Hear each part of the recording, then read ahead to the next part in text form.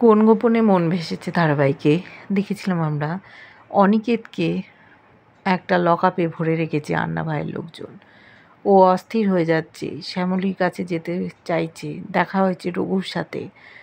এদিকে শ্যামলী অনিকেতের খোঁজ না পেয়ে সেও অস্থির, ঘরের মধ্যে চলে এসছে। আন্না ভাই ওখানে একটা সাধুর ছদ্মবেশে উপস্থিত হয়েছে, কিন্তু শরীর খারাপের অজুহাতে শ্যামলী ঘরে এসে ফোন করছে অনিকেতকে, কিন্তু সুইচ অফ। মেসেজ দিতে গেল, মেসেজটা গেল না। তখন বুঝতে পেরেছে ওখানে নেটওয়ার্কও নেই। কি করবে, কোথায় গেল অনিকেত? সেই সময় পেছনে চলে এসছে ওখানকারই গুরুজির মেয়ে। ও ভাবছে আমি কি ধরা পড়ে গেলাম। মুখটা ঘুরিয়ে বলছে, বলো দিদি। বলছে, লতিকা, তুমি যে হঠাৎ ছদ্মবেশের কথা শুনে চলে এলে, মুখটা তোমার কেমন দেখলাম, মনে মনে ভয় পাচ্ছে আমি কি ধরা পড়ে গেলাম। তখন বলছে যে কেন বলো তো দিদি, আসলে আমার শরীরটা ভালো লাগছিল না, তাই এসেছিলাম। বলছে তোমার শরীর ভালো লাগছিল না, তুমি বললে এসে একটু শোবে, কই শুলে তো না।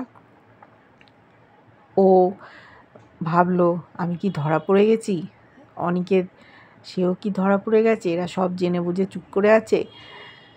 এবার শ্যামলী বলল যে দিদি, তোমাকে কি আমি একটু বিশ্বাস করতে পারি? বলছে হ্যাঁ, তুমি 100% বিশ্বাস করতে পারো। তুমি আমার মেয়েকে বাঁচিয়েছো, তাই তোমার কোনো ক্ষতি আমি হতে দেব না। তখন বলল যে আচ্ছা, এই আশ্রমে অন্য কোনো কাজকর্ম হয়? আমরা অনেক জায়গায় গিয়েছি, অনেক আশ্রমে থেকেছি, কেউ এরকম তো কখনো করেনি। আমাদেরকে থাকতেই দেওয়া হচ্ছিল না, সন্দেহ করা হচ্ছিল। কি ব্যাপার বলো তো, মনে হচ্ছে অন্য কোনো কাজকর্ম এখানে হয়। তুমি কি বলতে পারবে? বলছে দেখো, সব জায়গায় ভালো মন্দ দুটোই আছে, ভালোটা বেছে নেবে, মন্দটার দিকে তাকিও না। বলতে বলতেই ওখান থেকে চলে গেল। এদিকে আন্না ভাই আর ওই গুরুজির দুজনে মিলে একটা বন্ধ ঘরে কথা বলছে। শ্যামলীর কথা, অনিকেতের কথা। শ্যামলীকে একেবারে মারবে না, ধীরে ধীরে শেষ করে দেবে। অনিকেত, তাকে তো খাঁচায় বন্দি করে ফেলেছে। সেই সময় ওখানকার আশ্রমের গুরুজির মেয়ে শুনতে পেয়ে গেছে সব কথা। বলছে লতিকাকে আমরা আর রাখবো না। লতিকার নাম শুনেছে, শ্যামলীর নাম শুনছে। ও ভাবছে যে লতিকার তার মানে খুব বিপদ, ওকে আমাকে বাঁচাতেই হবে। কী এমন ঘটেছে? ও ওখান থেকে সরে যাচ্ছিল, হঠাৎ আওয়াজ হয়েছে ওখান থেকে, ও পালিয়ে গেছে শ্যামলীর কাছে। এদিকে গুরুজিরা আওয়াজ পেয়ে দরজা খুলে বলছে কে কে ওখানে, কিন্তু কাউকে দেখতে পায়নি। শ্যামলীর কাছে ছুটতে ছুটতে এসে বলছে লতিকা, তোমার খুব বিপদ, তোমাকে এক্ষুনি চলে যেতে হবে। কিন্তু ও যেতে চাইছিল না। অনিকেত কোথায় গেল? অনিকেতের খোঁজ পাচ্ছে না। ও যদি এখানে ফিরে আসে তখন কি হবে? দুজনে একসঙ্গে বরং এখান থেকে চলে যাব। মনে পড়ছে যে অনিকেত বলেছিল আমি তোমাকে এখানে কিছুতেই রাখবো না, তুমি বিপদে পড়বে, আমাদের সন্তান আসতে চলেছে, তুমি আমার জীবনে বড় প্রিয়, তাই তোমার ক্ষতি কখনোই হতে দেব না। সেইগুলোই ওর এখন মনে পড়ছে। ওকে ওখান থেকে বার করতে চাইলো, ওর ঝোলাটা বেঁধে নিল।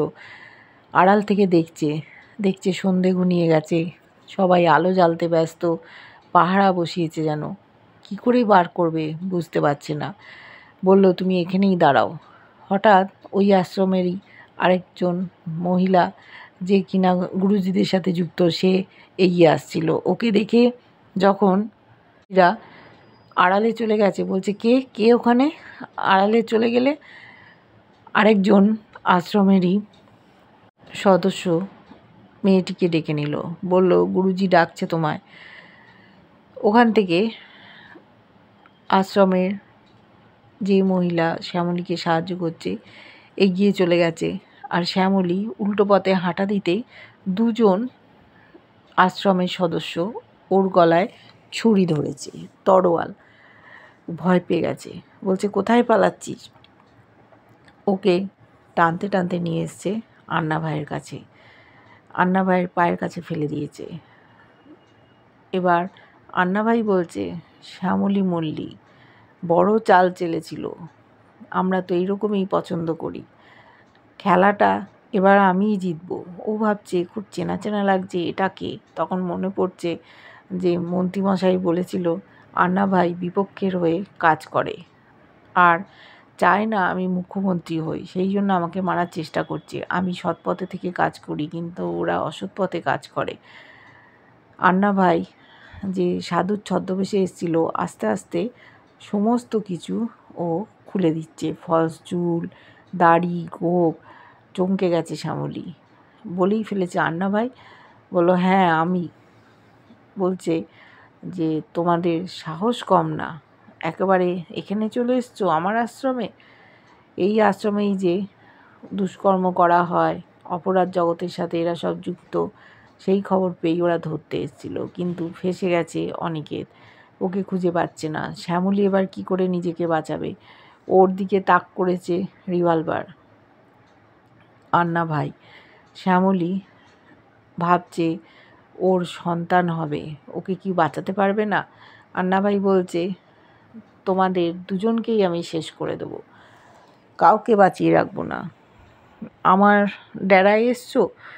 শ্যামলী তখন হাতে যে পোটলাটা ছিল সেইটা আস্তে আস্তে পাকিয়ে নিয়েছে, দিয়ে রিভলভার তাক করেছিল আন্না ভাই, তাকে এমন মারলো সে ছিটকে পড়ে গেল। ওখান থেকে বেরিয়ে যাওয়ার চেষ্টা করছে, এক একজনকে আঘাত হানছে, তারা উল্টে পড়ে যাচ্ছে। আন্না ভাই বলছে, ধর তোরা ওকে। কিন্তু শ্যামলী আস্তে আস্তে বেরিয়ে যাওয়ার পথ করে ফেলেছিল। হঠাৎ ওর পেটের মধ্যে কষ্ট হচ্ছে, মনে হচ্ছে ও আর পারবে না, এখন ও আর একা নয়, সন্তান আছে, তাই বেরিয়ে যাওয়ার উপায় নেই। আবার সে ধরা পড়ে গেল, কি করবে? একটি ছেলে চলে এসছে, বলছে পেটটা পুরো চিরে দেবো, ভয় পেয়ে গেছে, বাচ্চাটাকে বাঁচাতে হবে। কি করে ও বেরোবে? অনিকেত যে কোথায় চলে গেল বুঝতে পারছে না। এদিকে দেখেছি প্রিয়া তার অফিসে, রাত হয়ে গেছে, একাই বসে আছে, সেখানে আর কেউ নেই, মন খারাপ করেই আছে। প্রতিম সন্দেহ করছে ওকে। হঠাৎ অফিসের বস চলে এসছে, আড়াল থেকে দেখছে, বলছে, কি ব্যাপার প্রিয়া, তুমি এখনও বাড়ি যাওনি? বলছে, স্যার কিছু কাজ বাকি ছিল, সেই কাজটা শেষ করে যাচ্ছি। বলছি, কাজ তো থাকবেই, তুমি তো আজকেরটা করে ফেলেছো, কালকে নয় এসে করবে? বললো, না, কটা ইমেল পাঠানোর ছিল, আমি পাঠিয়ে তারপরে বাড়ি ফিরছি, আপনি যান স্যার। বললো, না, এত রাত হয়ে গেছে, আমি অপেক্ষা করছি, তুমি কাজটা সেরে নাও। কিন্তু তোমাকে মনে হচ্ছে তোমার মনটা ভালো নেই, তোমার হাজব্যান্ড কি কিছু বলেছে সেদিন রেস্টুরেন্টে আমাকে দেখে বা আমার কোনো আচরণে? তুমি বলো, আমি তাহলে তার কাছে ক্ষমা চেয়ে নেবো। প্রিয়া অবাক হয়ে যাচ্ছে যে স্যার কত ভালো, কিন্তু প্রতিম এরকম কেন? বললো, না না স্যার, কিচ্ছু হয়নি, আপনি চিন্তা করবেন না। ও কাজ করতে বসলো, বললো, স্যার আপনি চলে যান। বললো, না আমি যাব না, তোমাকে আমি ড্রপ করে দিয়ে যাবো। বলছে, স্যার আপনি খুব ভালো মানুষ, কিন্তু আমি একটা ক্যাব বুক করে নেবো। বললো, দেখো কলকাতা শহর, এখানে মানুষজন খুব একটা সুবিধের নয়, কত বিপদ আপদ হতে পারে, তুমি চলো, কালকে কাজ করবে, আমি তোমায় ড্রপ করে দিচ্ছি। প্রিয়া স্যারের সঙ্গে গাড়িতে উঠলো। সেই সময় যেতে যেতে ফোন বেজেছে, ফোনটা লাউডস্পিকারে দিয়ে কথা বলছে ওর অফিসের বস। তার স্ত্রী বলছে যে তুমি আর কতদিন আমাকে আটকে রাখবে? তখন সে বলছে, দেখো আমার লাউডস্পিকারে আছে, আমি তোমার সাথে পরে কথা বলছি। বলছে, না তুমি বলো কবে তুমি ডিভোর্স পেপারে সই করবে? বলছে, দেখো তোমাকে তো আমি আটকে রাখতে পারবো না, আমি সাইন করে খুব তাড়াতাড়ি পাঠিয়ে দেবো। প্রিয়া অবাক হয়ে তাকিয়ে আছে, স্যার বিবাহিত, এইরকম অবস্থা, একজন ভালো মানুষ, তার স্ত্রী তার সাথে থাকতে চায় না, ফোনটা রেখে দিয়েছে। আর প্রিয়া সব জেনে গেল, শুনলো।